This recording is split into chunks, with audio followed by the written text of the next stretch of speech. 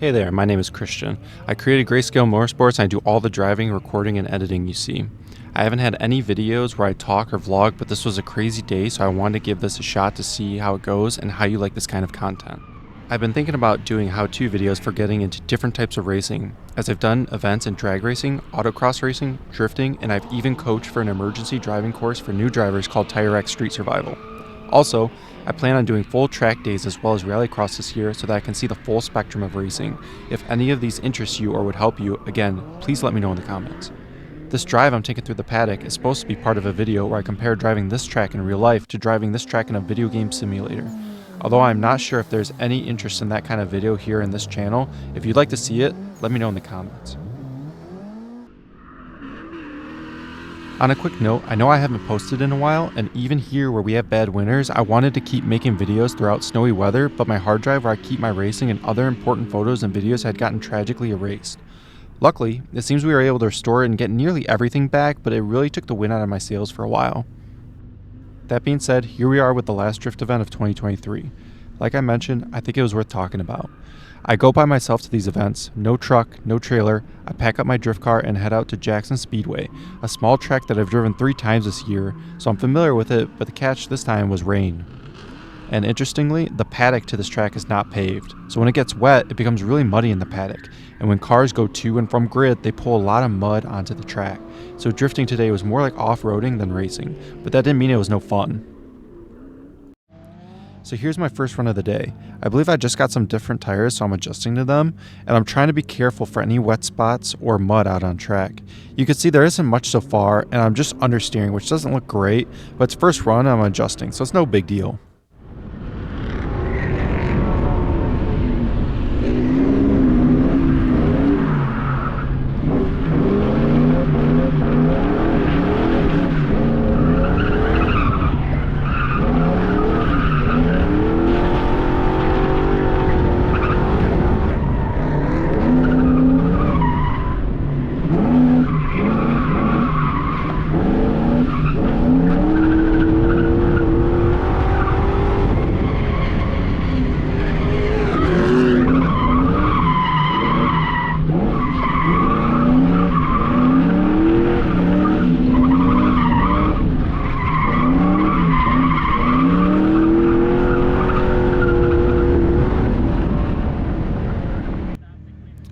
One run later, you can already see how much darker the track is from rain, and compensating for these different tires, I enter hard and end up spinning out. I do better with lower grip, it feels more consistent to me, which I like, so I end up doing okay for the rest of the run, but already you could see how much more slick this track has gotten by the time I go out for another run.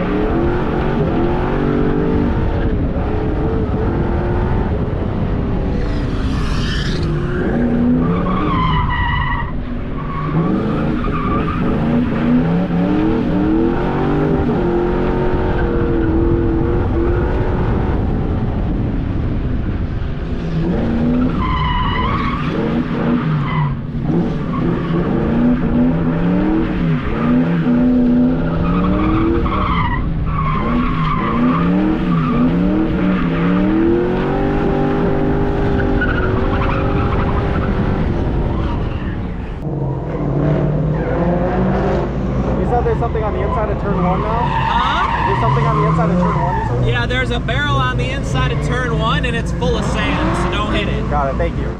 I'm ready for run 3 and the starter explains to me that there's a barrel full of sand out on the corner of turn 1, so don't hit it because it'll mess up your car. And I didn't put it together at the time, but he lets out this big smile, and that's because it's completely empty and he's lying.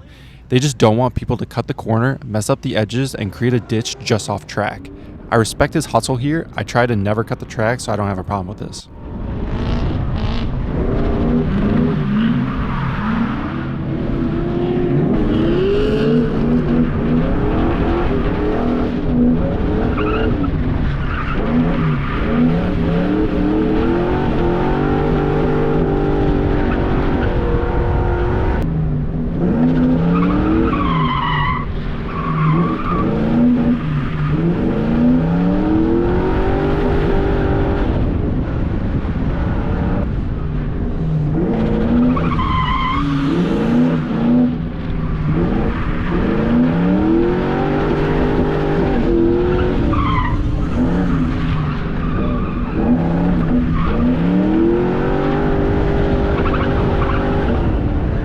don't have an angle kit on my car, so a lot of times I'm nearly at full lock. If I didn't have my steering rack limiters removed, I would probably spin out. I try sometimes to weave or slide in grid to keep my tires clean, but that didn't seem like it helped much. But that's something where you try and learn that it's just not that helpful. You wouldn't learn if you didn't try different things. On this run, the car is working against me. I'm trying to hold a balance between initiating hard enough to get the back end to come around, but not hard enough where it keeps going and ends up spitting me out. And I keep missing the point where I need to countersteer to hold the drift. I've struggled with what feels like a lack of front end grip, and it's really showing in these conditions. I definitely need to be adjusting more, as this could be driven better just as the car and track are.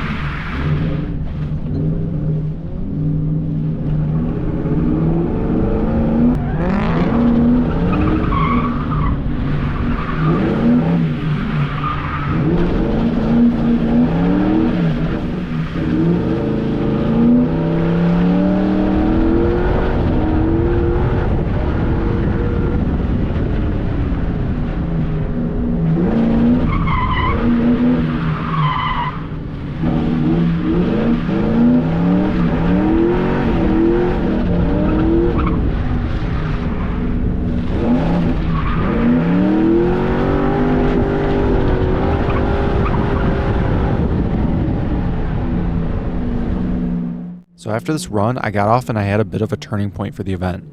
While unloading my tools from the car, I must have hurt my back because I was starting to have a side and back pain like I strained a muscle. It made its way to my neck and it really hurt with my heavy helmet, especially when I looked to the right. I was very close to packing up and leaving with only these runs you've seen, but I ended up sitting in my car for about an hour and eventually feeling good enough to try and continue, which I gradually got better as the day went on. So like I said, it's been about an hour from my run 4, and you see the track is all muddy. It's almost like driving in snow or ice, but it is interesting to drive in these conditions, mostly because I never raced in conditions like these before.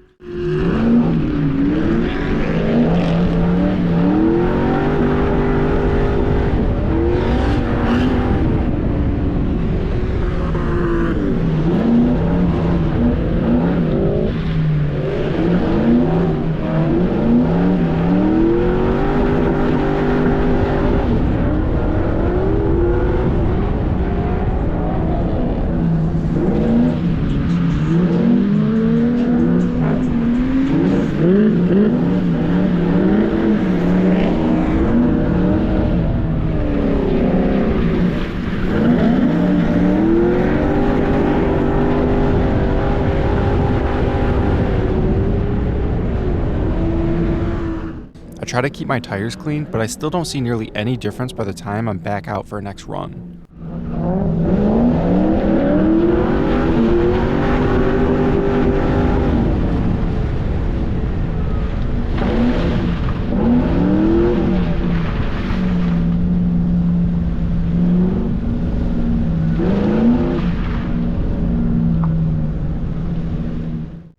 So now I thought this was one of my better runs. The starter sends out some sweet cars before me, which I try to catch up to, but I don't end up doing so.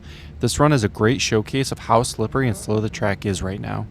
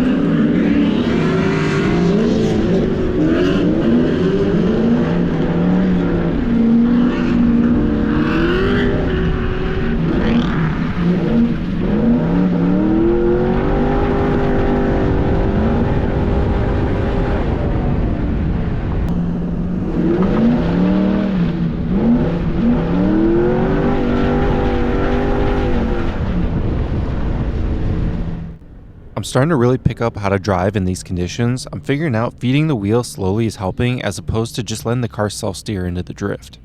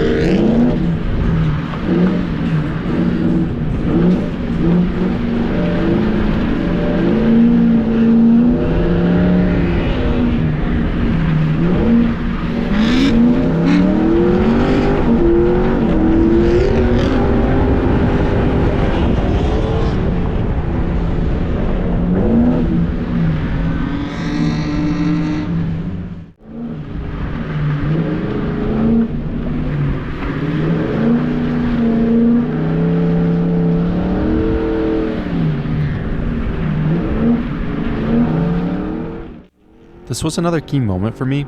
On this run, this BMW spins out on this hairpin. It seems like maybe he stalls his car, but some tandem drifters initiate and almost slam into the back of me as it's happening.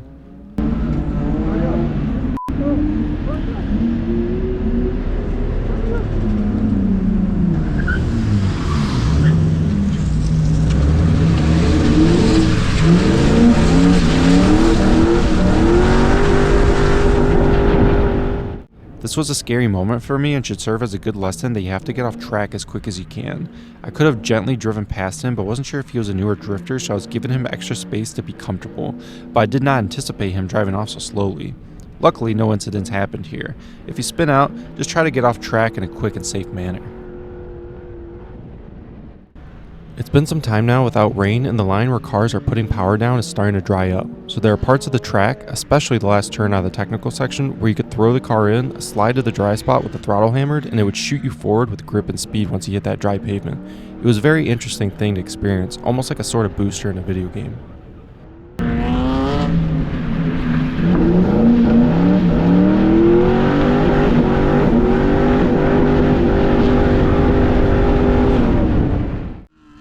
By now you need to start taking the dry spots into account. There's less of that consistency when you have parts of the track that are slippery and grippy. I think it's this turn because I remember looking right after it happened that I end up sliding out a little further than usual. It looks like I slide into this dip on track and it just feels like I slide backwards as if I got pulled. And my angle gets increased all of a sudden. I thought I just hit the tire wall. Maybe I grazed it with my rear bumper, maybe not. It was just a close call for me. Looking back at this event, I don't remember if it was because of current track conditions or if it started raining again. I do remember thinking, the track is very dangerous as it is. I'm not going to go back out there right now, and by the time conditions get better, I would be waiting around in a very dull, muddy day. I'm just going to pack up and head out. So now, keep in mind that I won't reveal info or show photos of the cars out of respect to the owners, as they may not want this attention. I feel like I wouldn't want it shown if it was me. That said though, as I'm heading back to the paddock and parking after deciding I'm done because it's just too dangerous, this really nice clean sedan ends up spinning out into the wall. I believe the driver was okay, thank goodness. The car didn't end up having a huge amount of damage, but the problem was it had a small amount of damage on a third of the whole car. So things like rear bumper, exhaust, taillight, rear quarter, doors, skirt, dents, paint, all needed to be repaired now. It was roughly a 12-year-old car that was super clean. A very well-kept car, and from memory, the owner was driving really good out there. So it's such a bummer to see this awesome car that the owner took so much care with to now have this small body damage all over half the car. I feel for the owner here. I'm wishing for the driver to bounce back. They finally get the event going again, and somewhere between 5 to 15 minutes later, one of the more heavily modified coupes ends up sliding into the barrier. Again, I believe the owner was okay. This car was strictly a drift car and had a good amount of imperfections anyways. Not sure how much the driver cared because it was pretty much a drift missile, but another reminder that I made a good call to be done for the day and just pack up for the road. You could see from the pictures that my car was extremely muddy from this event. It looked like I just went off-roading my Mustang, not drifting. Overall, a good and very different day. Hopefully you thought it was as eventful as I did. Let me know if you find this kind of content interesting and would like to see more, Or if you'd like some videos on how to get into autocross or drifting like I talked about earlier, please voice your opinion in the comments. I'd love to see some more engagement. It's really what keeps me motivated to keep making these videos. And getting 300 views or 10 likes on a video is so awesome to me, so I'd like to thank the people that are watching, and I'll see you next time.